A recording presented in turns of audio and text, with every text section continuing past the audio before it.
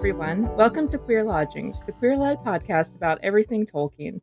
I'm Alicia, and I'm here with my usual co-host, Grace. Hello. And Leah. Hey, y'all. And today we'd like to introduce you to Taylor Driggers. Hi, thanks so much for having me. It's exciting to be here. Thanks you so much for being here.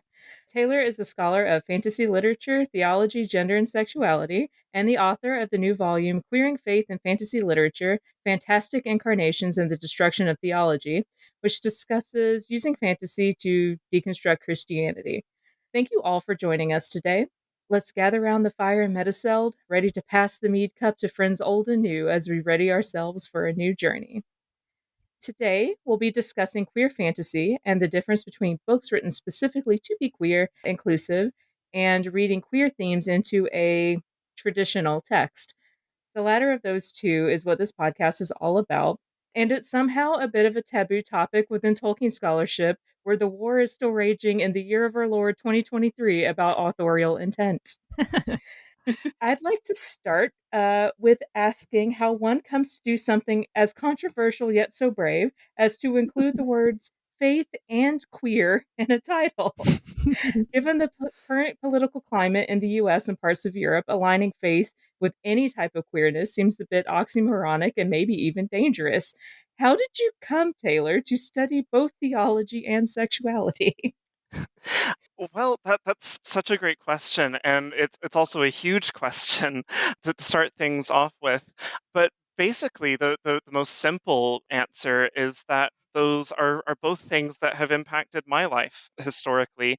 I'm a queer person who has had various different relationships to Christianity throughout my life, but it has remained a constant subject of interest and often subject of strife in my own personal life. And so that's partly where I come at both of those topics from, especially as somebody who grew up an evangelical Southern Baptist in the South, in the States, and, then came to an understanding of my own queerness within my mid-20s and finding the ways that those different things can collide with each other, can often enter into conflict with each other, can often enter into quite productive and generative conflict with each other, I think, but then also how they can speak to each other, how they can be mutually illuminating. And I think my relationship to studying theology and fantasy also plays a big part in that. So I did my undergrad degree at a Christian liberal arts college in Pennsylvania. And for my senior thesis project there, I decided to look at theology in Tolkien's Lord of the Rings and Alfred Lord Tennyson's Idylls of the King, and comparing and contrasting those as different kind of medievalist theological imaginaries. And so I've always been interested in that. It's the topic. Theology and fantasy is the topic that I've kept coming back to in my scholarly work as well. But as I sort of started coming to more of a knowledge of my own queerness, my own sexuality, and my relationship to theology and to Christianity has sort of shifted and evolved and kind of changed shape within various different contexts. The way that I've explored that in fantasy within my scholarly work has also shifted quite a bit. And I think particularly this project, this book, which is adapted from my PhD thesis, was born out of a frustration that I felt with a lot of theological scholarship on fantasy literature, particularly on the works of Tolkien and C.S. Lewis, and a lot of what I like to call the usual suspects within theological studies of fantasy. And so I became very interested in finding alternate ways of talking about ways that we can read theology and fantasy that also reflected what I was experiencing and also reflected the positions that I came to theology from and the ways in which I felt like queerness and faith were, again, speaking to each other, sometimes conflicting, but also in very interesting and productive ways in my own life. So that is a bit of a rambly response to that question, but it is, I do have a very personal investment in both of those topics, and so that I feel like has kind of borne out in the academic work that I do. No, that's perfect. Honestly, I asked that question because actually I don't know if it's come up on this podcast. I am from Georgia, if you couldn't tell from my voice. Uh, and I also grew up queer in the South. I didn't grow up evangelical, but what ended up happening to me growing up as a queer person in the South is I just rejected Christianity wholesale and religion also just in general wholesale. And studying Tolkien as a unapologetic atheist is sometimes very hard because there are so many people who come at it from a specifically fundamentalist Catholic kind of approach, and I think it is fascinating that someone is actually doing religious bent research that I think is useful in 2023. People have been talking about Catholicism and Tolkien for 50 years at this point. Let's move on, do something new. Hmm. Totally. I have a similar background. I grew up evangelical Christian in Texas and very closeted queer. I kind of didn't even come to understand my own queerness until about my mid 20s or so. And I've had kind of a similar sort of relationship with Christianity. I kind of went completely 90 degrees and turned to animism and paganism for my spirituality. But it's sort of like that question of faith and sort of, I guess, thinking about spirituality is something that I'm always kind of returning to. And I'm deeply interested in like the early histories of early Christianity. And, I engage with a lot of folks who study Christianity and Tolkien from a non-Christian perspective. So like, speaking with you, Taylor, is like this is like totally like my like swimming pool of like, of interest. And I'm like, I think there's a lot of complicated stuff to explore. Like I'm decidedly not Christian, but I'm like, I feel like I know more about it than a lot of these folks who are actually producing these works about Tolkien and his Catholicism in particular. I mean, part of that is just having gone to art school, right? Mm, Because Yeah, art totally, school is yeah. nothing but the history of Christianity. it's well, yeah. Like Alicia and I are both art school refugees, I guess, and survivors. So it's pretty difficult to avoid the history of Christianity for sure. I think that's one of the pieces that I am so delighted by in the research that you're doing, Taylor, is that like Christianity, religion has acted on queer people for centuries, millennia, um, longer than we've had the terminology that we currently use today. And Hmm.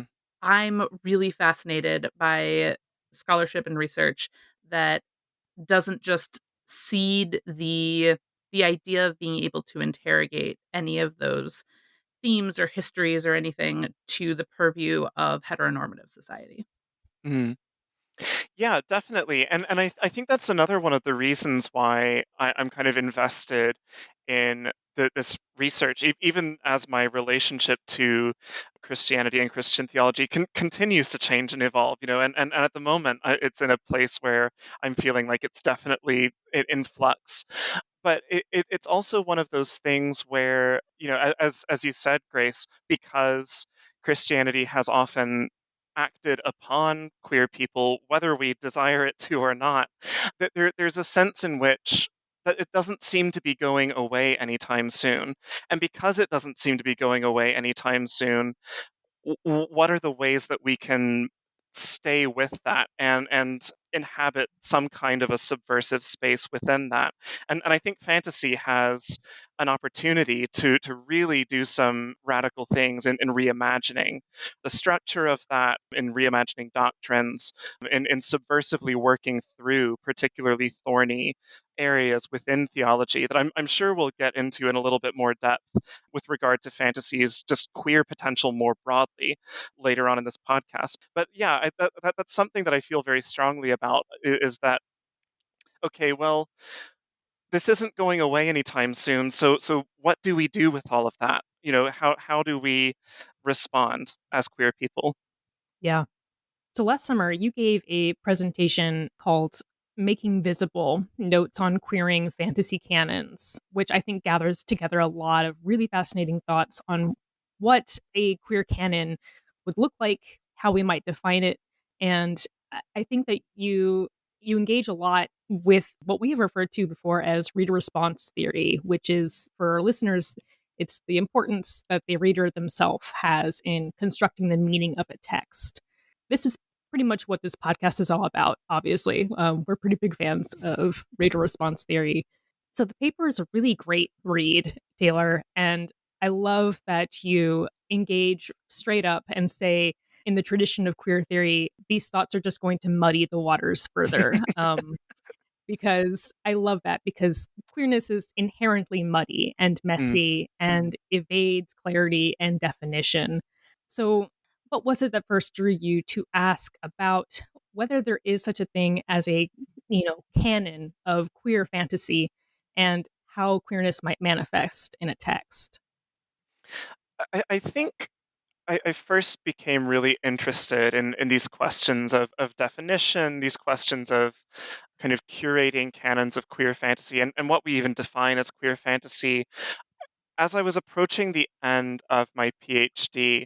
And I started noticing when I would attend conferences that there would be many moments where conversations about the history of queerness and fantasy would arise, and it felt like everyone had a different narrative of what exactly that history was. I think one of the really interesting things about fantasy academia is that it has such a close proximity to fantasy fandom as well. Often, fandom spaces historically were the only places where academics studying fantasy could present their academic work on fantasy and have it taken seriously. So fandom spaces have been a really important space for critical inquiry into fantasy, where academia maybe up until very, very recently hasn't been. And I think that's very, very interesting and great for a number of reasons. It's fantastic for public engagement with scholarship and building connections that might not otherwise arise within other academic fields. But with that, it also shores up some potential issues of communication. And I think one of the ways that emerges, or one of the ways that I started noticing that emerging at a lot of these conferences and symposiums that I was presenting at and engaging in conversations with other people at, was that, for instance, I would get up and start talking about Ursula Le Guin's The Left Hand of Darkness, which is a novel published in 1969 that I think really speaks to a lot of contemporary queer concerns still. And then I would be talking to a person who had an idea of queer fantasy as emerging in the 1990s. And then there would be another person who would say, well, we really haven't had a lot of good queer fantasy until maybe the early 2010s. And I think what often happened was we were all approaching the texts from different perspectives and with different interpretive frameworks in mind. And what would often happen is we would end up talking past each other in Mm, these conversations. And so I think that was the point where I became really interested in really putting on paper, what do I think is a queer mode of historicizing fantasy. And again, I don't think I really arrived at a definitive answer.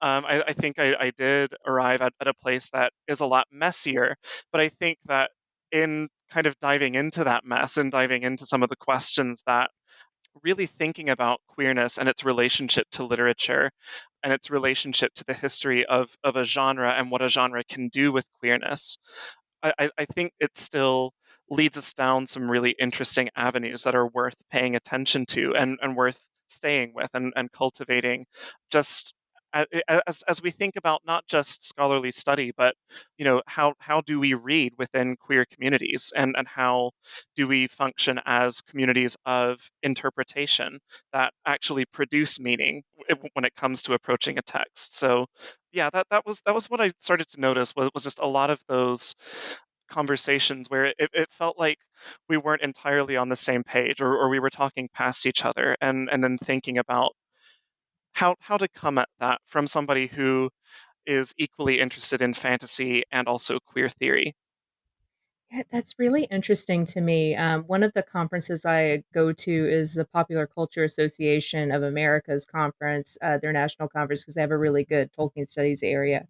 And most of the people who are talking about queerness and Tolkien are honestly, they're talking about fan fiction most of the time. Mm, Like I have had my eyes opened over the past like 5 or 6 years so much to fan fiction because so many people study it. Like occasionally we'll get somebody who's doing a queer reading of a specific part of The Lord of the Rings, but like almost exclusively it's fans and fan fiction and fan art that's being discussed in terms of like queerness. Like have you looked into any of that? Because it seems like most of what you're doing is primary text. a lot of it is primary text, although I will say I do have a funny anecdote about fan fiction, which is that a couple of years ago I spoke on a panel at Oxenmoot, which is a Tolkien Yeah. Society conference. I spoke on a panel on new voices in Tolkien scholarship. And immediately right after the panel, Una McCormack slid into my DMs, just, have you read this queer erotic fan fiction? um, Amazing. and she is great because she's a figure who kind of inhabits all three of those worlds, who inhabits, the world of fan fiction and fandom, the world of academia, and also the world of original fiction creation as well. She is a creative practitioner within fantasy and science fiction too. But it was just such a funny encounter and such a wonderful kind of moment that emerged out of that panel. But yeah, a lot of the work that I do is concerned with primary text. I do have colleagues who are really, really into fandom studies and fan fiction, but it's not something that I really specialize in as my main area of study. It's just something that's kind of on my radar, on the periphery. Yeah, like I wonder now if the reason why people study that is something you mentioned in this talk is about how things are identifiably queer. Like they're queer Mm, because some of the main characters are like explicitly queer as opposed to like a queer reading of a text. I wonder if people have a tendency to focus on that because it's easily identifiable as queer. mm. Mm. I think that's something that is it's a really understandable tendency, right? And it's something that I think about when I'm seeking out texts for study. I'm working right now on a project focusing on the kind of rhetorics and poetics of male homoerotic desire and religious devotion and how those things can come together in fantasy. And when I'm trying to identify source text for that, I absolutely use a lot of those databases, a lot of the lists that people curate, just because it's often a convenient way of looking at, here's something that's likely to have something related to what I'm researching. And I think it is interesting that, fantasy and science fiction studies have been literary fields that tend to focus heavily on the representation side of things. I don't fully know completely why that is, other than just coming back to that idea of the proximity between academic study and fandom. And people tend to study things that they are fans of, and people tend to like to be fans of things that offer an easy mode of identification or mode of recognition, I suppose, for them. And that's something that I completely understand. But it's also one of those things where I think, because there's been so much focus on that within the scholarship, something that we've maybe left behind a little bit is, how do we apply queer reading methods to texts, whether they are overtly, legibly queer or not. My thinking around this has been shaped a lot by actually one of my former master's students. And last summer, I was supervising a dissertation project that they were working on. Shout out to Kate Fry, by the way, if you're listening. But she was working on a dissertation project on queer normativity in fantasy fiction. And as part of that, she came up with this idea that she termed mimetic queerness. In other words, are characters in this text queer in the same way that somebody would be queer in our world? Is that queerness legible according to the ways that we detect or evaluate or interpret queerness in our world? Or is the queerness located in some element of the fantasy, the secondary world that differs even from queer identities in our world? Is it doing something else, or presenting an alternative way of understanding gender and sexuality? And I've stuck with that because I find it a really handy way of thinking about different ways of encountering queerness in fantasy. Are we recognizing something as mimetic queerness, as something that's queer in the way that we would understand it in our world? Or is there something else going on there? Is there something in the world building or in the way that we perceive or interpret or respond to certain events in the text that is making it read as queer to us? Taylor, in that paper, you asked, and you kind of touched on it now, what I feel is a really important and captivating question. By what criteria are we to judge that queer sexualities are or are not explicitly present in a given text, given the histories of censorship, invisibility, and secrecy often attached to depictions of queer desire, presentation, and embodiment in literature? So, and how else might queerness manifest in a text? My question is, what did you find as you looked into sort of the historiography of queer canon in fantasy, and why do these questions matter so much? Well, I think I'm going to take the first part of that question first, just because I think a lot of what I have found is that there just still has been a lot of focus on overt representation, again, for understandable reasons within the literature. I think the reason why it matters to me to kind of expand our idea of how queerness can manifest in a text, or to maybe look at multiple ways that that can be the case, it is because of a lot of those historical factors. There have been so many texts and authors that exist in this kind of state of either closetedness or censorship, or some other reason for needing to conceal an overt form of queerness. But also, along with that, I think fantasy itself has such amazing potential for articulating queerness in ways that don't need to be overt. So, a text that I often like to refer back to, and I refer to it, I think, briefly in that paper, is a novel by Hope Mirrlees called Blood in the Mist. This is an early 20th century fantasy text published in 1926. It's really interested in. So basically, the premise of the novel is that there's this country that exists on the borders of fairyland. And it's in the early stages of developing a mercantile capitalist economic system.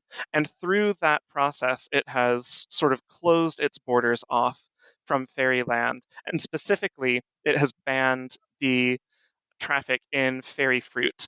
And fairy fruit is associated with a very kind of melancholic but also very joyful artistic sensibility, strength of emotion. It's also strongly associated with death within the text. And I love this novel because I think it has so many insightful things to say about queerness and about existing as queer, about the fluidity and situational nature of queerness as well. And I think it's such a remarkable text. It's written by Hope Mirrlees, who was a lesbian. She had a relationship with the classic scholar Jane Harrison, that if you read author bios of her, actually still tends to be spoken of in quite euphemistic terms. But I Just really, gals being pals. gals being gal pals. It's so funny. I No roommate. teach, yeah, I teach this novel all the time, and inevitably, when I bring this up, students will go, "Gals being gal pals." Um, but yeah, no, I think it's such a insightful text about queerness that doesn't contain any overt depictions of queerness, and yet also doesn't really need to, because it is a text that's largely about euphemism, about the ways that we deny the presence of queerness, even when it's staring us in the face, about how queerness, again, as I say in the paper, exists everywhere that it shouldn't. It kind of flies under the radar, and it exists in places where it's thought not to exist. And the hiddenness of queerness within the text itself, I think, enriches a reading of what it's commenting on in that sense. So I think fantasy is a mode of writing that can not just allow us to smuggle in queerness under the radar euphemistically, but it can actually help us to enrich and widen our understanding of what queerness is. It allows us to use language that's not normally available to us when we're talking about our day-to-day lives, to imagine how our lives are, but also how our lives could be, the kinds of worlds that we could build as well. So yeah, I think it's really interesting that there's been a lot of work done about the queer potential of fantasy, and I think a lot of work that is still yet to be done about that. Oh, I want to jump in here really quick because what you just said sounds an awful lot like Tolkien's vision of recovery that he talks Mm-hmm. about in On Fairy Stories, that you're put into a fantastic world to start seeing the primary world in a different way. Yeah. And I this just makes me think more and more that Tolkien is an inherently queer writer, which Mm. is going to get me in trouble in in some conferences. You get us all in trouble. Yeah. The good kind of trouble. Yeah. I don't know if you've read Jane Chance's book, Tolkien's Self and Other, This Queer Creature, but that's very much the argument that she makes in that text, that Tolkien is just inherently interested in the queer, things that jar with our habitual way of encountering things in the primary world. And yeah, I completely agree. I think recovery is such a powerful, it can be a powerful queer tool because it can defamiliarize and unsettle things that we just take for granted, and constructions of reality that we tacitly accept, or that become perpetuated and imposed upon other people and enforced. And I think the recovery of fantasy is, it has such potential to be a form of resistance to that. I'm fascinated by the idea of recognizing and constructing the queer fantasy canon. Also, just we've obliquely touched on some of the different ways that it is difficult to identify these things in previous writings and writings from other eras and other, non-Western civilizations and things like that, because of how criminalized or shunned or what have you the process of discussing this has been. Like, it's only in, I would imagine, the last few decades really that you, Taylor, can do scholarly research on this topic and own that your interest is not merely academic, Mm, that you have an investment in this personally as a researcher who has a queer identity. So I'm utterly fascinated by that. And within about 10 minutes of the time that I was reading a draft of your paper in order to prepare for this podcast, a friend had sent me a quote from a book. It was published in 1998, and it's called Pages Passed from Hand to Hand. And there's a quote that I wanted to pull out from there.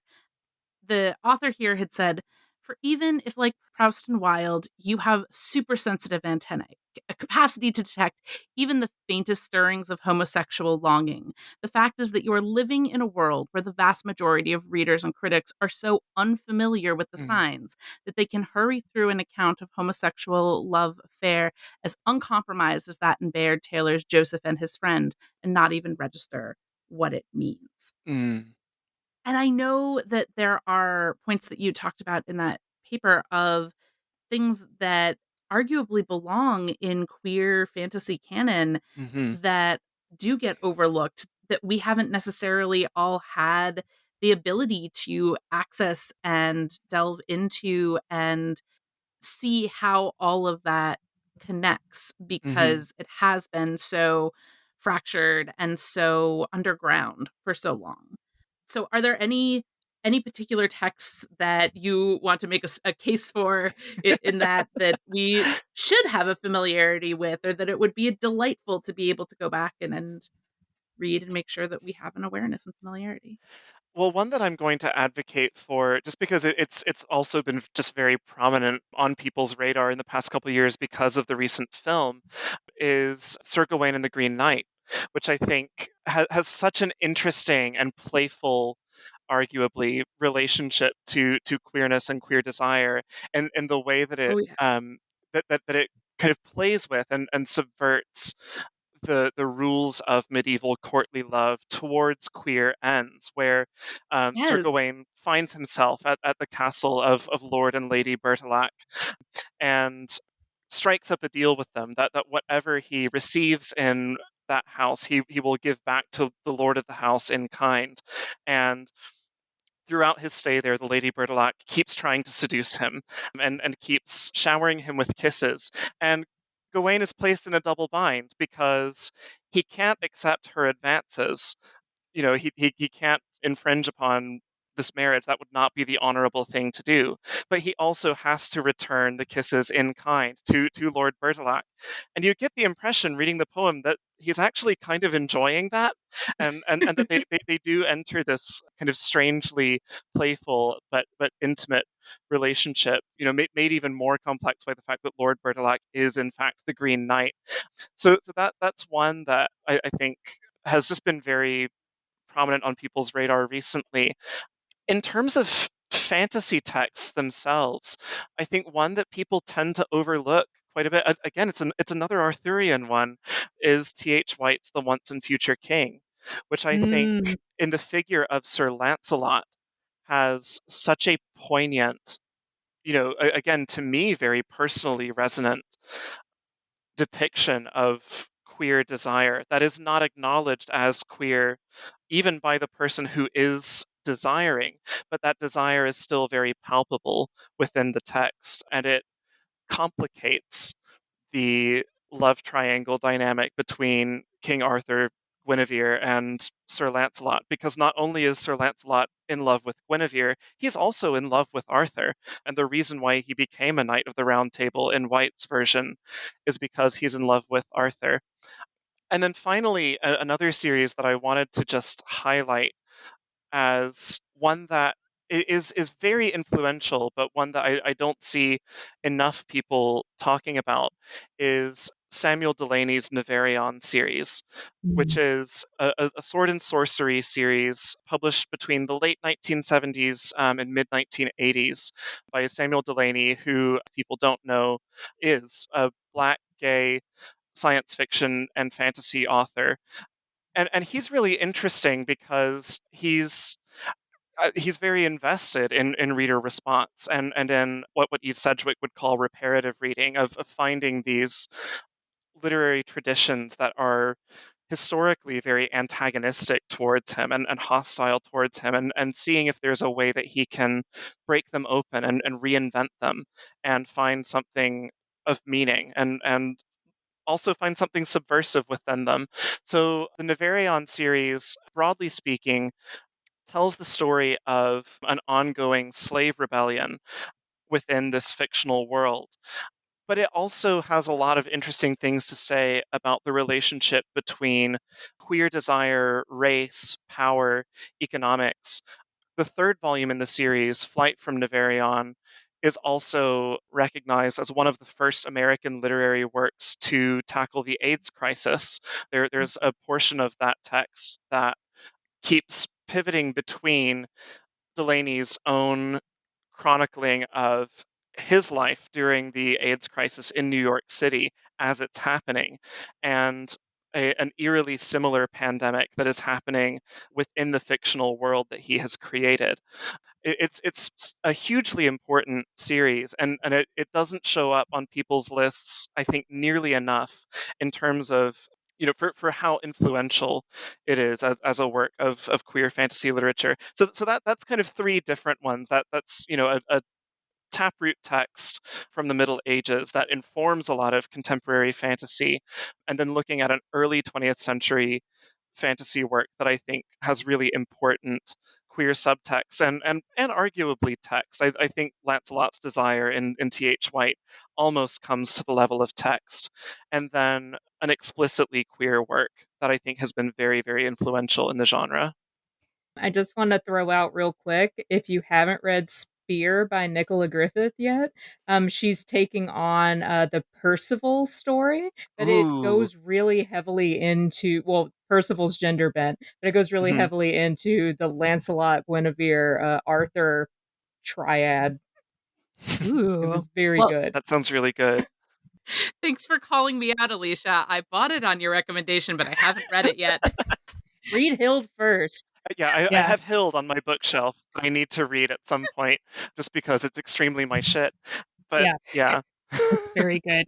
Spear is a lot shorter, easier to get through, but man, Hild is so good. I gave them Yeah. both to myself for Christmas. So Well, I was going to say that, like, the subtext of the Lancelot Guinevere Arthur story is also kind of given to explicit text in Guy Gavriel Kay's Fiona Far Tapestry. If Mm. any of y'all have read that, it's been a really long time since I read it, but spoiler alert, I guess, for a 30-year-old book, um, or trilogy. But it basically ends with it's the three of them, we kind of go off to heaven together as hand in hand in hand. So you talking about the Once and Future King kind of brought to mind reading that and kind of having that kind of body sort of experience where I was like, oh, that's something that I was feeling when I was reading the Mm. Once and Future King, and here it is kind of explicit, which I kind of wanted to touch back on that because something that I really responded to in your presentation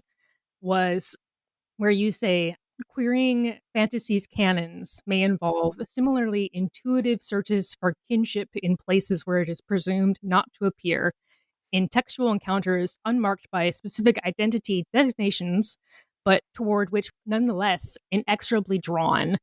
Perhaps as queer readers, it is best to approach fantasy with an emphasis on its ability to draw our attention to what is otherwise unsayable, illegible, or taboo about our bodies and desires. And I love that sort of like bodily experience that we have sort of as queer people encountering a text and kind of drawing out the queerness in a text with our bodies and kind of having the act of reading being a really intuitive kind of Mhm. full body sense. So I was really responding to that, and I was kind of wondering if you could expand a little bit more about some of what you were saying about like what is unnameable and what is kind of unsayable but nonetheless deeply felt. Mm.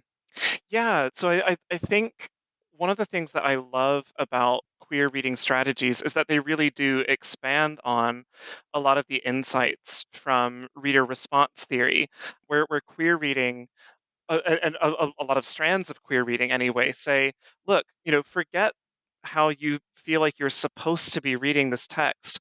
How are you actually reacting to it? How are you feeling about the text when you're engaging with it?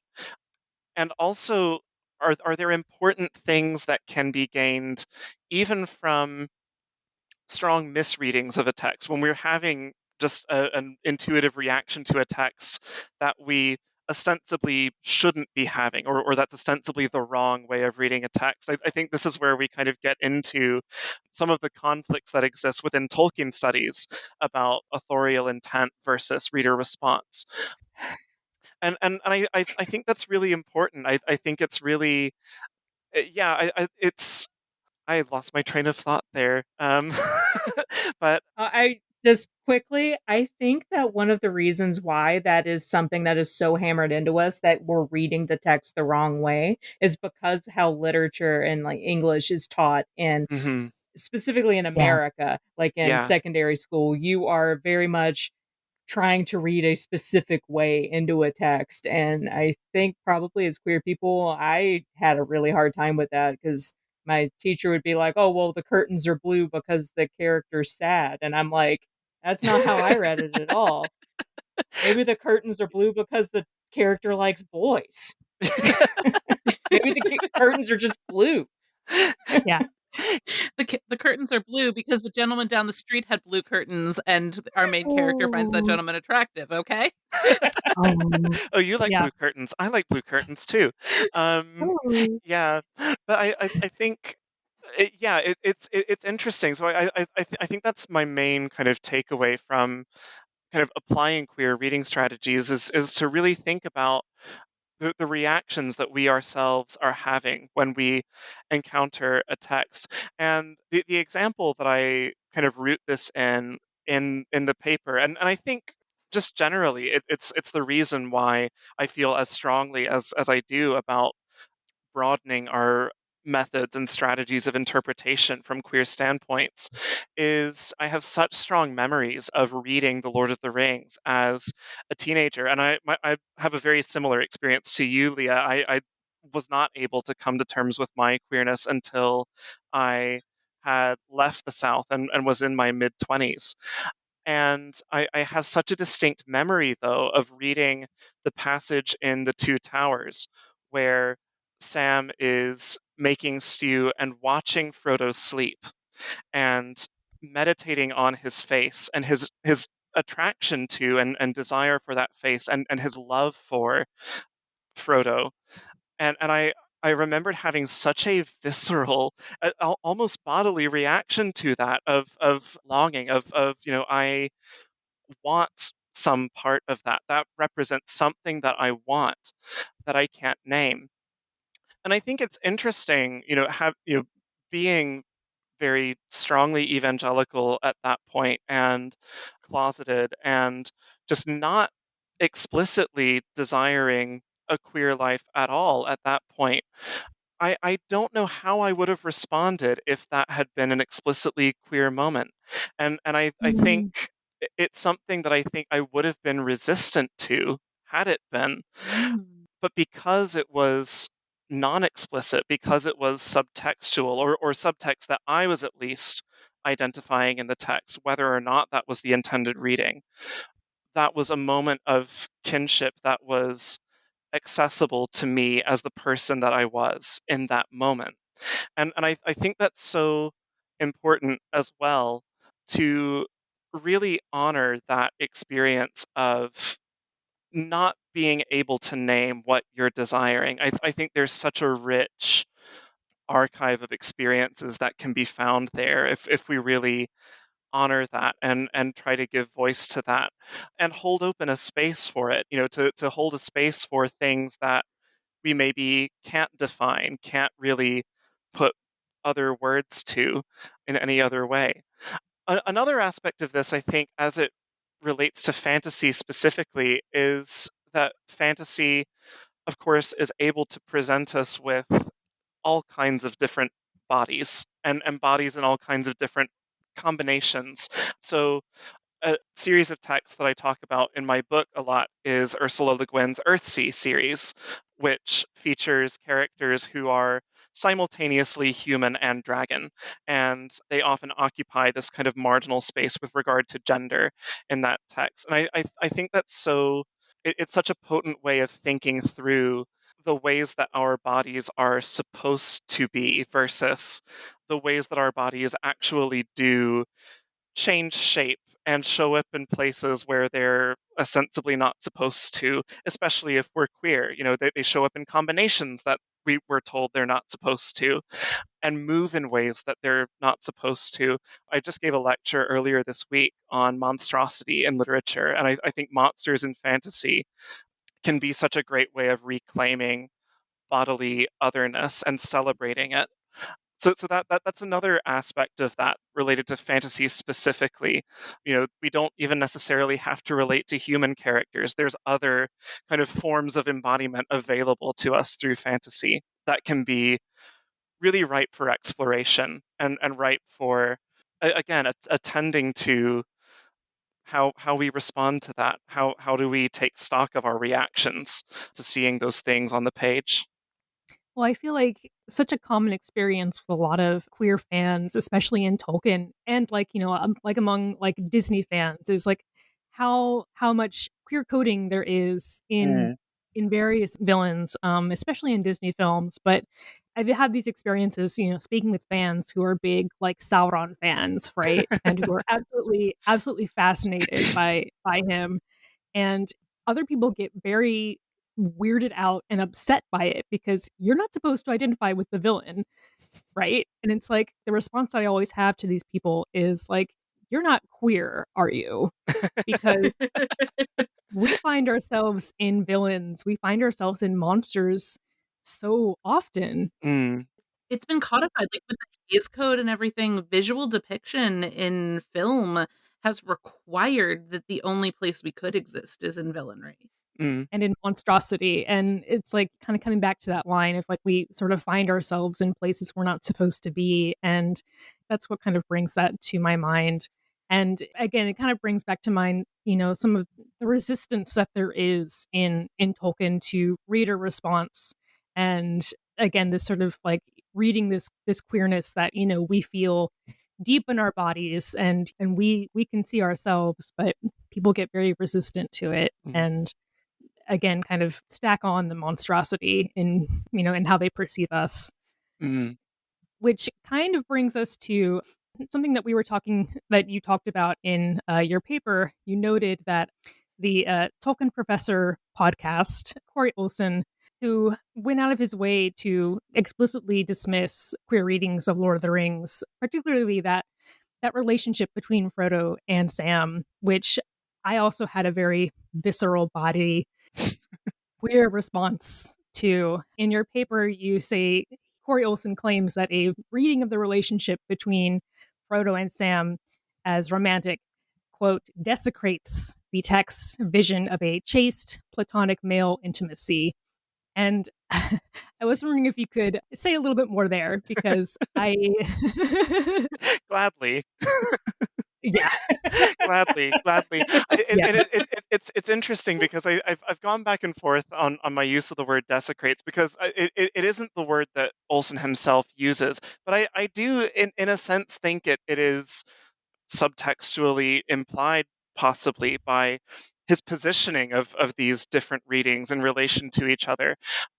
And I wrote a Twitter thread about this at the time, where I just said, I also used to really admire and stick up for Tolkien's depiction of profound intimacy between men. And then it just turned out I actually just wanted to have sex with men. And so oh my God.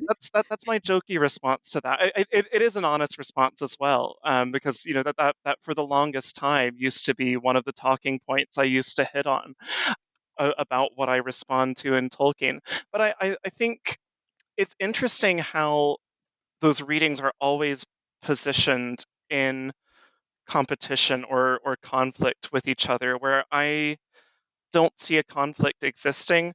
And I was talking about this not long ago with my colleague Mariana Rios Maldonado, who you should totally have on the podcast. She's a brilliant Tolkien scholar. She's on our wish list. Yeah, she's fantastic. But she pointed out that even if we take that reading at face value as a depiction of platonic male intimacy, it's still different from what we see normally in heterosexual male friendships. It still transgresses the limits of what is acceptable within modern heterosexual masculinity. And so, on those grounds, even if we don't read it as romantic or sexual, it can still arguably be read as queer in some sense. And I think it's again so interesting that reading for authorial intent boxes you into a vision of the text that is just singular, that anything outside that reading of the text has to supplant that reading, when I don't think they need to be. I think we can hold multiple readings of the text together. I've encountered multiple people who also read Frodo and Sam as asexual as Mhm. well. And that's a reading that I think you can absolutely hold together with other queer readings Frodo, of the yes. text. Yeah, Frodo definitely. Wait, Sam maybe more Sam difficult fucks to read as is such. canonical. Sam Yeah. fucks. Canon. Canon. Coming out strongly in favor of Sam fucking. However, if you want to do a demisexual reading of Sam, Demisexual reading of Sam. I think that's demisexual definitely reading of Sam, I'm available. here for. Yeah. Oh, let's just say, as the demisexual, I'm here for all of those readings. Well, and I love they can coexist. I hold all of them. You know, Yeah. like I see the validity of all of We those. contain multitudes, you guys. Yeah, Yeah. absolutely. Again, the beauty of queerness is that we're always. I think queer is such a wonderful word because it means that it's not the final word. There's always more to be said and more to discover. The way that we're Mhm. often mysteries to ourselves even and can surprise ourselves in what we desire or what we pursue in our lives. But yeah, that notion we can hold all those different readings together and they don't need to be in conflict with each other is something that I feel very strongly about. Yeah. Yeah, one of the things that really kills me about people who specifically about Tolkien want to dive into authorial intent is that these are people who don't subscribe to reader response theory because they think it's postmodernism and therefore Mm, useless. But the whole reason we know anything about Tolkien's authorial intent is because he wrote it down, and therefore you are right. interpreting it as you read it. So you have your own inclination of what his authorial intent is because none of us live in his brain and therefore none of us know what his actual authorial intent is.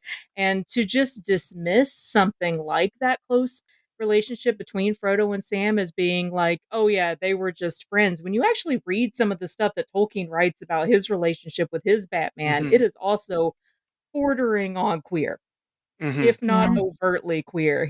The profound love and respect he had for this subordinate person.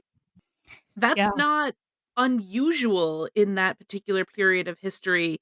Absolutely. One of the things that always just gets my goat and makes me go drag out my soapbox is when people have an argument that you can't have a reading of Sam and Frodo that's in any way queer because, well, history, it's just based on the relationship between, officers and their Batmen and all of this. And it's like, hi, have we not read history? Are we not familiar with what's going on in the trenches? Okay. Yeah. Have we not read Wilfred Owen and Siegfried Sassoon at any rate? For real. Right. Yeah.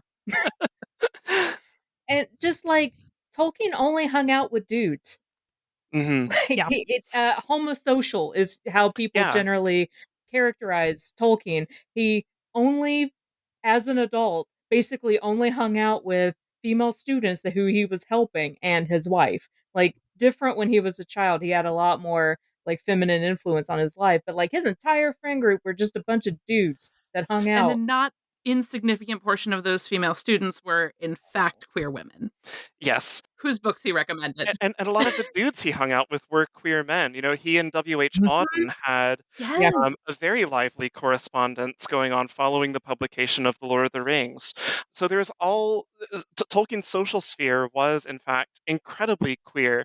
The artist Molly Ostertag did a fantastic write-up about this a few years back, talking about Tolkien's queer influences and queer social sphere. And yeah, incredibly queer in terms of the people that he spent time with and respected as fellow scholars and authors. Yeah. Yeah, so I think that even reading it just for authorial intent and saying that there's absolutely no way it could potentially be queer is short sighted at best. And also just dismissive of modern lenses of literary criticism. And I don't understand why so many people have Mm, such a hard problem with that, other than the fact that it maybe shakes their moors a little bit. mm. Mm.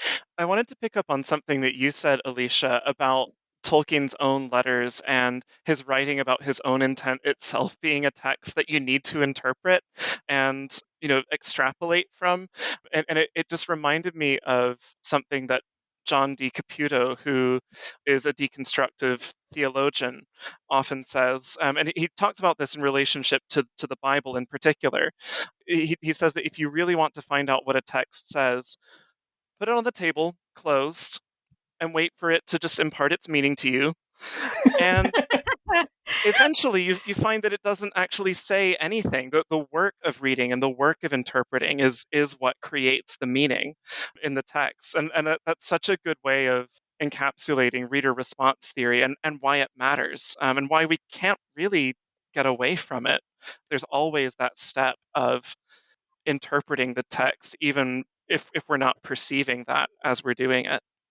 Yeah, like in art school, 'cause I went for visual art, and we are taught to view art as a dialogue from the artist to the painting, and then from the painting to the viewer. So, like, both parts of that are important. I come at Tolkien studies in a way where I don't think that authorial intent should necessarily be completely thrown out, and that's kind of a controversial take. But I also think that reader response is equally, if not more important than Mm, the authorial intent. And I think that the way that those two things, the dance that they make together, is what makes the art and what makes the mm. meaning. Yeah, I'm Yeah. I'm I'm weird. I'm kind of stuck between two critical views there. I don't think it's contradictory though. Yeah, I like It's that. a conversation, right? The entire work is like it's a conversation. I think Chuck Tingle actually was talking about this some time ago about God bless how Chuck Tingle. yeah, let's just say, Yes. world treasure uh Chuck Tingle, and he was sort of talking about how you as the audience, the recipient of a piece of art, I guess you're actually a creative co-participant in that creation. The art that emerges is kind of more than the sum of its parts, which is Mm, the actual maybe physical piece and the person who created it and the person who is perceiving it. And I've always loved that kind of like, it's this experience, the is what emerges out of a text is it's at least three parties basically, mm, what emerges between an author and a reader is ultimately what that art really is. mm. To kind of bring it back, to bring a little bit of the theology back into it, actually, we were talking a little bit as we were preparing for this episode about the kinship that we feel with texts, and how we feel like when we encounter queer texts, we're kind of encountering somebody who is we're forging an intimacy with that text. Mm, I have a really good friend who does a lot of work around queer and trans readings of medieval theology, and he mm, specifically is really interested in the way that medieval people engaged with the notion of the incarnation within illuminated manuscripts. And one of the things that he has pointed out is that manuscripts were themselves printed on vellum, which is made from animal skins. So when you are seeing depictions of Christ, you're encountering that literally through the medium of skin. And what does that mean for then the intimacy that you feel with that text, and how you're mm, meditating on the doctrine of the incarnation in that way? So that notion of intimacy with God becomes very, very real in the intimacy that is being mediated through the medium of skin in the text. mm, And mm. I Oh, that's think fascinating. that's such a cool metaphor to me for thinking about ways that queer texts, again, that idea of queer reading being very embodied, about engaging with this textual object as an embodied person, and the reactions that you're having to it, and also whether we can think about that engagement with the text as a kind of relationship in some way.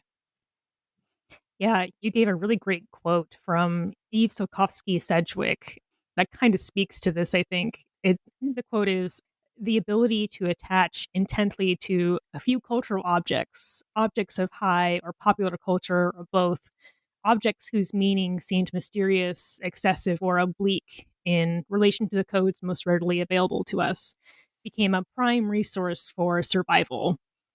we needed for there to be sites where the meanings didn't line up tidily with each other, and we learned to invest those sites with fascination and love.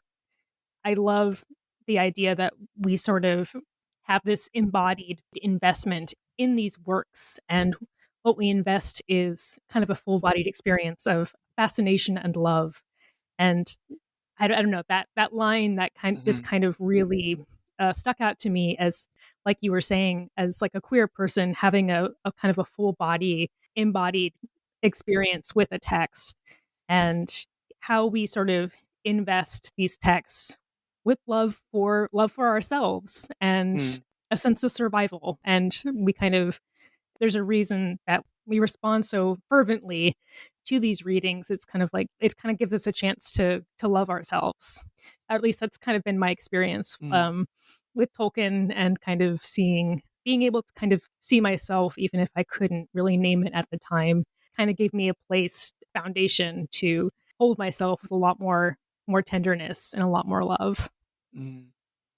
That honestly reminds me a little bit of when you're watching the special features of Fellowship, when Ian McKellen is talking about making sure that that handhold happens between Frodo Yes. and Sam, and how he saw that in the text and other people are going So to be much. looking for it in the text. Like, Yeah. I think one of the reasons why those movies are so successful is because they had Ian McKellen there making sure that some of that queer subtext actually made it to the screen. Mm. I mean, the position of recognizing that there are going to be people looking for it, and that it would be easy for other people to overlook. And Mhm. that Mm, tension, I mean, that's what we've been talking about all the way along here with the texts that are explicitly queer or that are subtextually queer and all of that, and the difficulty in knowing, recognizing, and accessing a queer canon.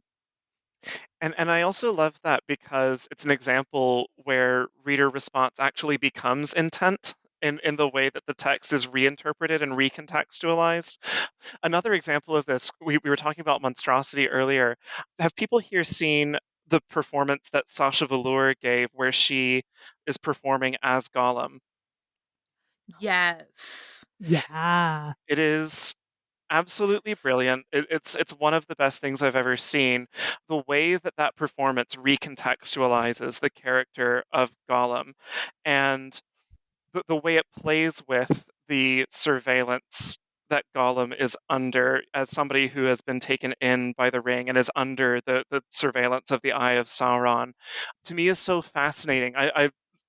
Sasha Velour is just one of my favorite drag performers because she embraces, the abject, the villainous, the monstrous in her drag. And I felt like that was such an amazing reinterpretation of Tolkien that I think is actually doing some pretty smart reading of the text and thinking about Gollum as a figure who exists in relation to the closet, for instance, or in relation to discourses of representation of queer monstrosity. So yeah, Mm, if you haven't seen it, you can just Google Sasha Velour Gollum, and it will be one of the first results that comes up. It's amazing. She lip syncs one of the scenes from the Peter Jackson films, and then does a lip sync of Kate Bush's Wuthering Heights as Gollum. It's wonderful and hilarious and strangely poignant, and I just love it. Yeah, it is excellent. I'm gonna have to check that out. Kind of going back to Frodo and Sam's relationship and just like subtext of queerness in Tolkien. Taylor, you quote Jess Battis, Hmm. their essay Gazing Upon Sauron, and they say any academic reading that imagines The Lord of the Rings as a sexless text, an impolitic text, a text without desire, has obviously missed the moments of longing, intimacy, and desire are articulated in acts of looking and touch between unlikely combinations of characters. That really stood out to me because of the wistfulness and longing that pervades that entire text. Like, Hmm. I think is probably one of the most important themes is that longing. And there are so many longing looks in those books. And Definitely. it really we were talking about Sir Gawain earlier. It really hits that courtly love kind of thing, and Tolkien would have been aware of that. And Mm. One of my favorite pairings is Legolas and Gimli, and I'm thinking in terms of the context of longing here, as Gimli is talking like so poetically about the caves, and Legolas is talking so poetically, longingly about the trees, and then they travel to these places to see the places where each other's longing is situated. Mm. Mm. That's beautiful. And as you say, Alicia, Tolkien is aware of what a journey means. He's aware of what longing means in the tradition of courtly love and storytelling and all of that. and we are also very aware of that. Yes. Very aware. Like Frodo and Sam seem to be like baby's first ship because it Aw. is so overt in the narrative, and then you start doing queer ships, and then it just starts getting kind of out of hand. It's so interesting. We were talking about looking at querying texts as this kind of way of paying attention to our responses to the text and as recognition. But I think that other thing that notion of Frodo and Sam as being a kind of gateway to queer shipping Mm, touches on is queering as a mode of insisting upon Mm. our presence within the text as well, of insisting upon, no, I'm going to read the text this way, and how that in itself can be a very powerful kind of counter discourse to conservative readings or readings that are very much focused on authorial intent or focused on maintaining a specific image of the author. Queer reading as saying, I am going to read it this way anyway, I think is really, really powerful. Again, I come at that from the position of doing queer theology, which very much starts from the understanding that if we don't insist upon our presence within this tradition, no one's going to do that for us. That work, whether that's fair or unfair, that work does fall to us to insist upon our persistence within these spaces. I love yeah. Jess Battis's work in particular. I've really found their work really generative to think with recently, especially because they are really interested in that notion of fantasy as an articulation of longing, just fundamentally. Mm, Their doctoral thesis, which I also cited in my presentation, is focused around how magic in fantasy can often articulate a kind of melancholy or a kind of lack. And I think that's so important because it suggests a kind of movement as well. And thinking about orientation as what are we moving towards, or what kind of structures the way that we locate ourselves and the way that we move. Again, very much linked to this idea of a journey and what form does that journey take, and how do these characters interact with each other on this journey. The notion of the quest, it is, yeah, just fundamentally, I think longing is built into the structure of that, not just in the sense that you're in search of something, or in the case of the Lord of the Rings, you're trying to get rid of something, but you're seeking to preserve something that's very dear and very important to you. But I think also there's moments along the quest that produce that experience of longing. I love the chapter in Lothlorien because I think it articulates longing so beautifully. This kind of wonder at this place that you're in and what you're experiencing, but also that melancholy of the awareness that that is going to end, and the quest is going to continue. And yeah, I don't know exactly where I'm going with that idea of longing, but I really like the notion of fantasy as fundamentally just articulating a kind of longing, and there being something very yeah. queer in that we can attach to desire, whether that's desire for a particular person, or desire for a different world or a different life. Longing just runs through the entire structure of fantasy. Yeah. And as you're talking about the journey, I'm reflecting that a journey often represents a liminal space, a Mm, space where things are in flux, things are changing. The process of a journey is inherently queer. mm, And Yeah. so yeah. as we examine all of the fantastical journeys from one destination to another, the story is in the space between, and it eschews categorization Mm. as queerness does. Yeah, I like that it's constantly on the move. The quest narrative is always on the move, always in flux, and the notion that the journey fundamentally changes you as well. You know, there's things that are irrevocably changed as you're also moving through the narrative space. So yeah, I really like that idea. Yeah. Did y'all have anything else that you wanted to touch on? No, I'm just over here overly pleased with myself for being like, no, I've now claimed all fantasy as queer. I mean, in a sense, that I mean Yep.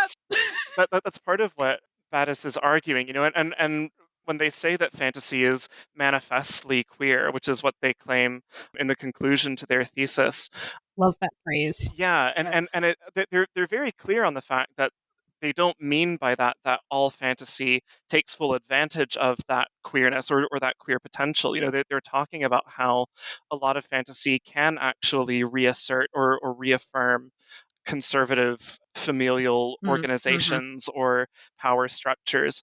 But just in the act of creating something that breaks with our notion of the possible, and that, again, going back to that notion of recovery, unsettles our habitual representations of things, you know, that in itself implies a kind of queer activity.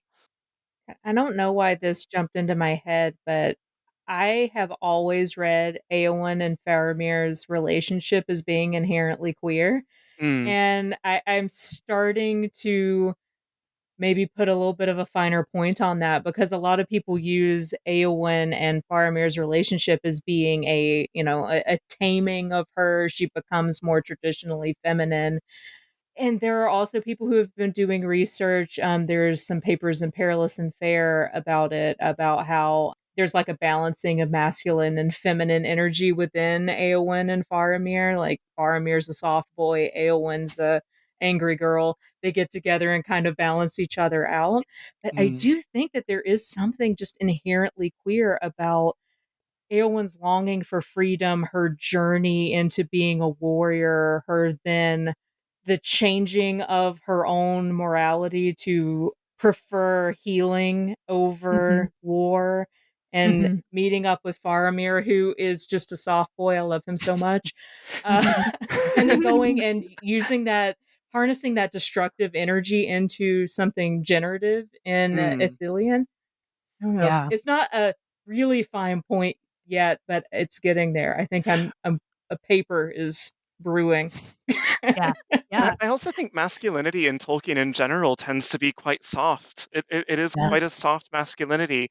You know, I had a student who did a project on Eowyn last year, and one of the things that he brought forth in that project is, yeah, Eowyn becomes a healer, but also the way that Aragorn is identified as the heir to the throne of Gondor is by healing as well. And so healing is And that differently, Elrond's role also yeah, is of a healer. and so healing is Yeah. differently gendered within Middle Earth than it is in our world. And I think that's an important detail to kind of bring forth in the text that indicates maybe how we are to read Eowyn's journey toward becoming a healer. Yeah. Oh, that's a Yeah, really good I love point. that. She gives up destructive, toxic masculinity for For the for a the more form of wholesome masculinity masculinity. that Yeah. Tolkien prioritizes, yeah. Yeah. So, dude bros, you need to, read Eowyn a little differently, don't you? That would require them reading the rest of the text, Reading in the Hmm. first place, Yeah. perhaps. Ugh. which I find is not always the case that has been done. Yeah. I was going to say that, like, the act of kind of touching back a little bit earlier, what we were talking about was sort of the act of reading something queer into a text is kind of an act of defiance. It's kind of a radical act against cis heteronormativity and sort of the oppressive structures of our existence, basically, the water that we kind of swim in. And I kind of feel like that this sort of tension between reading something as queer, kind of in defiance of perhaps what other readers are reading and creating in kind of in their experience, it kind of brings us back to how when we as readers we don't exist like in a vacuum, right? Hmm. We are sort of swimming in, especially queer people right now are sort of in a time where we are both kind of hyper visible and also at the same time trying to resist being stamped out of existence, Hmm.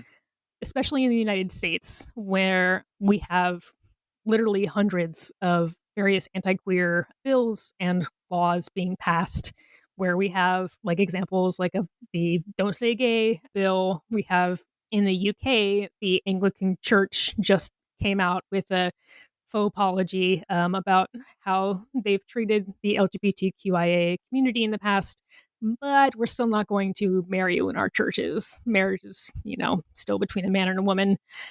This kind of is making me think about like our conversation about how restricting queer fantasy texts to things that are explicitly named and defined, it kind of makes us in a similar place to the text where it's sort of like we are both very, very visible and also very easy to kind of gloss over and pass over in a time where being passed over can be an act of survival, or it can also be sort of an experience of destruction and sort of dismissal and silence. So that was a kind of a long and rambly way of getting to it. It just kind of made me think about like how our queerness kind of exists in this tension of being both very visible and also invisible at the same time. Hmm. And depending on what, is kind of going on, that can either be kind of an act of survival or it can be kind of an act of defiance as well. Mm. Yeah, that's really well put. I don't know that I have a ton to add to that. Yeah. It does make me concerned about the baby queers right now, right? Mm. I Like was Yeah. the thinking that people who are too. trying to determine what the safest way to go about living is. Like I Hmm. understand a lot of God, are Zoomers still kids? Like I don't even know where that I think a lot of cutoff them are is. coming to But adulthood now. Yeah. I say I think a lot of oh them my have God, I'm already old. turned 18. Yeah, like kids who are in their teens and 20s who are just figuring out they're queer. Like what a fantastic and also terrible time. We have Hmm. so many Yeah. more words to describe what it is you are, and so many more people who are in the open about being safe people to talk to and all of that, but also just the crackdown by the conservative government is just horrible right now. I've been thinking about this in the context of because someone had mentioned to me, "Oh, like it's getting better. There's so much more queer representation in media, in books, like it's more overt." And thinking through this discussion, that's amazing. That's wonderful. But we don't have the very easy access to the historical canon of what has come before us. We're always digging for it. We're always trying to rebuild it every time it's torn down. And I worry that for young people or people who are newly coming to articulate their identity in this current day and age, that not having as much access to that historical canon and it being difficult to reach all of those pieces as there's an active effort to tear us and our media and our books and our words and our work down again. Every time that's a little bit successful, I worry about how we connect back to our history because that's one of the only through lines of our entire history is constantly being cut off from it. What you were saying about being cut off from our history. Wait, I'm sorry. I have to interrupt to point that our recording cut off at that point, and that's just a little too meta.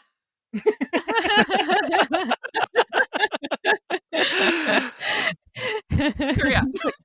Zencaster's like, I'm going to be a part of that tradition. I'm. And you are getting cut off now.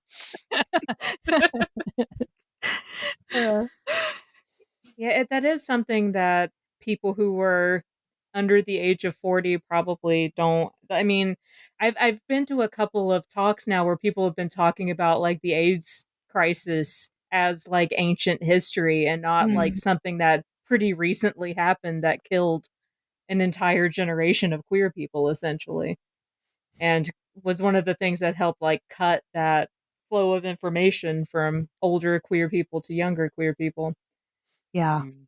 We lost a lot of elders, and it's sort of tangentially related, but I do think that there is sort of a movement in the younger generation that is sort of trying to navigate their experience of being queer in sometimes in ways that neglects Mm. or dismisses kind of like the earlier experiences of their community. And I think that we lost so many elders, so that we kind of lost a lot of people who could have guided the young folks into having greater context and nuance with their own history. And we ourselves, our generation, lost out on this as well. Like, we Mm. were directly impacted by Yeah. the AIDS crisis, by the current laws that are attempting to be passed. Like, we are living in these cycles of oppressions. I think there's also a lot to be said about the way that we are often demonized and stigmatized within the media also contributes to that sense of generational isolation because we are deemed unsafe for young people to be around. Those connections often are not forged. And I think that's almost as big a part of it as the destruction that AIDS has wrought. I'm very fortunate in my adult life to have quite a few intergenerational friendships with older queer people, although they probably will not thank me for talking about them in those terms. But I have quite a few relationships with queer people who were around in the activism of the 60s and the 70s and through the 80s, who had massive parts to play in a lot of that, and who who I'm able to have conversations about what that was like with them, and also what we can take with us, moving forward into facing whatever it is that's coming in the future. And it also, I think that does that this conversation that we're having about being isolated and alienated from our history. I think it connects to what we've been talking about regarding approaching historical texts, in that, I don't think we should too readily dismiss that these texts have important things to say about queerness now to us, and also had important things to say about queerness then that are different from queerness now. I think there's a lot that can be gained from difference as well as finding kinship within those texts. But I think it also does raise the crucial question of, if we have this very fluid understanding of engaging with queerness in historical texts, where does that leave us in terms of methods for preserving that history and curating that? Because we can't really set firm boundaries around it the way that we maybe, to some extent at least, can for other forms of representation. Where does that leave us in terms of curation and preservation? Mm. After I delivered this presentation at the Once and Future Fantasies conference back in the summer, Jennifer Atterbury, who is a folklorist, came up to me and said, "Look, as a historian and as a folklorist, my impulse is to say, no, with all the problems that canons have, we need some kind of canon. We need some kind of archive that we can use to preserve a lot of this material." And I was talking to her, and one of the things that she proposed, and I think that's something that's really interesting and something that I would like to pursue in the research that I'm doing going forward, is an archive of reader response, an archive that Mm. seeks to document not just the texts themselves, but how have people interacted with them, and more broadly, how have people engaged with the vocabularies of fantasy to give voice to queer experiences in everyday life. Mm. So a lot of the research that I want to do going forward is going to be diving into archives and periodicals and looking at erotica and periodicals of grassroots organizations and kind of seeing the ways that fantasy, religion, and queerness intersect, or potentially how they don't intersect as well. I might not turn up much concrete information, and that's also a possibility that I need to consider in terms of the implications it has for the work that I'm doing. But I'm really attracted to that notion of documenting our feelings about texts and media and how we respond to them, because I feel like that also makes up so much of what we consider queer life to be. Queer culture is so bound up in reinterpretation and repurposing Yes. of cultural and textual artifacts. Well, and there's so much of the things left unsaid that we are to pick up on. This morning I was reading just the introduction to a book called Bad Gays. I love that book. Yeah. Yeah, it's about the more villainous gay characters, queer characters in history. They make the point of, we all embrace, Oscar Wilde, but we kind of don't talk as much about Bosie because Bosie did some shit later on. We're not quite as eager to embrace.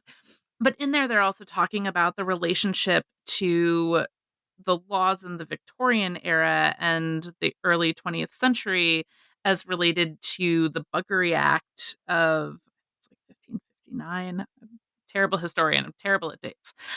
But this Tudor era law, which was specifically designed in order to be able to allow the monarchy to criminalize, provide a means of a death penalty, and then the seizure of lands to priests within the Catholic Church, or within the Church of England later too, but to the church when there wasn't even a death penalty for murder for the clergy at that point. Mm. This specifically, like the civil criminalization of homosexuality, of queerness, is related to the seizure of church lands. And a lot of people who were not at the level of having this much land and power and all of that ended up being harmed and killed as a result Mm. for centuries. So, as we're looking at how people have responded to texts in the past and how we look at those responses now, understanding the stakes of what people were and weren't saying and how it was Hmm. coded makes a huge difference for me, at least, in being able to pick up, oh, at the time, this was known to be queer. It was recognized as queer. And just because I don't have that lexicon today doesn't mean that I won't get anything out of reading it now. Mm. Yeah, and I think also another important thing that's bound up in that is the different modes of being queer that have existed throughout history. Another thing that I think Hugh Lemmy and Ben Miller pick up on in that book that is really, really resonant and really poignant is they really dispel this notion of an eternal queerness that we are only just now unearthing, and that it's this static thing that was just waiting to be discovered, and those poor queers in the past just didn't have the words to talk about it. And I think what they're so good at demonstrating is, no, the language did exist. It's not the same language that we use now, and conceptually it was understood differently at that point. But that is something important to bear in mind. And again, it's like you said, Grace, just because the differences exist doesn't mean there's nothing of insight that we can find there. No, that sounds like an amazing project that would be of benefit to a lot of us. I'm really excited. I'm trying to get it funded at the moment. That's the hard bit, Good luck. is getting people to give me money to go to these archives and do this. So Yeah. fingers crossed that it happens, because it's something that I really want to do. Yeah. Fingers massively crossed. That's something that I kind of admire about Marquette's Tolkien archives is that it's specifically asking people to give their experience with Tolkien and saving it for history. I really feel like that is a direction for archives to kind of towards and to kind of to think about a lot more. Yeah, that sounds like a really exciting project. I really fingers super crossed to get funding for it. Yes. Thank you. In terms of a closing thought, I might just end on the point that I end on in the paper itself, which is kind of where we're at now. A lot of what we've been discussing already about the ways that we are being targeted, being rendered simultaneously hyper visible. At the same time, while there are forces that are trying to erase us, invisibilize us, cut us off from our history, eradicate us in many ways. I mean, just in the past week, the UK government has just blocked a resolution by Scottish Parliament to reform the Gender Recognition Act to remove some of the legal barriers that exist for trans people to legally identify as their current gender. Yeah. So these are things that are definitely ongoing within the US and the UK. And I think where I still fall on a lot of this, even with all of the difficulties and the potential unresolved questions that exist in terms of, I don't know, in some ways, talking about how we read queer fantasy feels like a very small part of it. But there's another part of me that feels like we do need, and we are going to need, every potential tool at our disposal for nurturing ourselves and preparing for anything that might come our way. And not just in a reactive sense, but also in thinking about what kinds of lives we want to build and what kind of world we want to actively pursue and push for. And so I think what I would end on is just to reiterate that my goal, I suppose, in continuing to talk about this and question this is in making sure that we have a variety of strategies, that we can equip ourselves to be nurtured by other worlds and to potentially dream of the world that we want to create as well. Yeah. This is how we survive. This is one of the ways that we keep surviving, like we have for ages and ages. I think we've talked in some previous episodes of the podcast about how those conservative entities and even like neo-fascist entities have identified fantasy as a place where they would like to have control ceded to them, where they would Mm. like to be able to utilize it to meet their own ends because it is such a powerful tool for imagination and for mobilization of people. And so I think absolutely it's important for us to recognize that fantasy is a place where we can look at building the world that we want to live in or interrogating the world that we do live in so that we can improve our primary world through the lens of what we learned in secondary worlds. Absolutely. Wow, that is a fantastic place to end. What a takeaway. And this is going to be like a super awkward transition now. But Taylor, are there anything that you have coming up that you would like to promote? I am currently involved in a research network that has just started up in Scotland called the Future Voices of Scottish Science Fiction and Fantasy. So you can check that out online. But we are hosting a series of events throughout this year focusing on different aspects of fantasy and science fiction writing and how creative practitioners in Scotland specifically are using fantasy and science fiction to explore current political and social concerns. I'm one of the academic respondents for that, which means that I am writing an article in response to one of the events coming at the central question of the event from more of a theory-based academic perspective. I'm trying to think if there's anything else that I need to plug. There's a lot of things that I have in the works that I don't want to say too much about yet, just because they're just getting off the ground. But my book, Queering Faith in Fantasy Literature, is available via Bloomsbury. If you are affiliated with a university at all, I would strongly encourage you to ask your university to get a copy, because it is very, very expensive to buy if you're just buying it as an individual. And that is just the nature of academic publishing, unfortunately.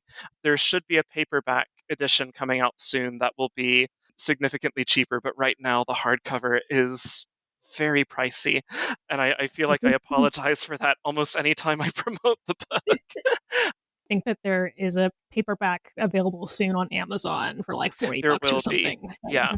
Yeah. So Right on. the That is so paperback much is more on the affordable. horizon. But yeah, you can check that out pretty much wherever you can find books online. I would strongly suggest, if you live in the UK, you can buy it on bookshop.org.uk and support your local bookshop. And that's the way that I would prefer you to buy it if you're ordering it online.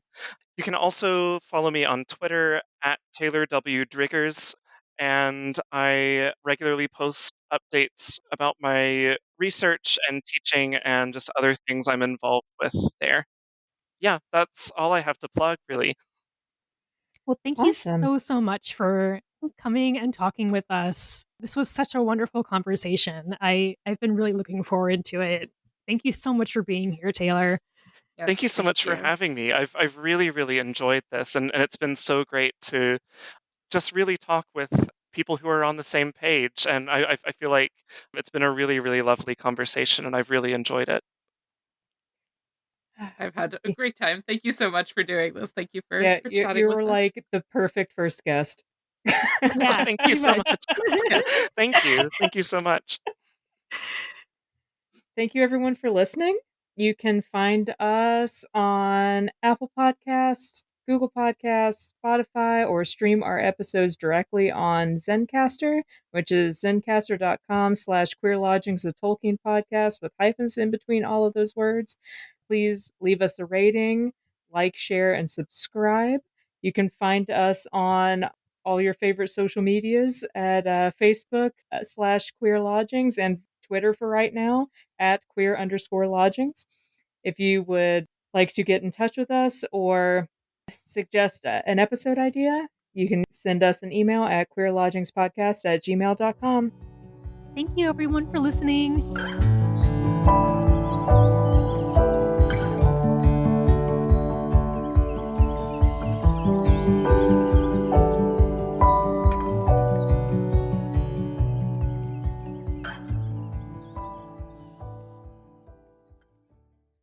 I did want to get into this thing about longing.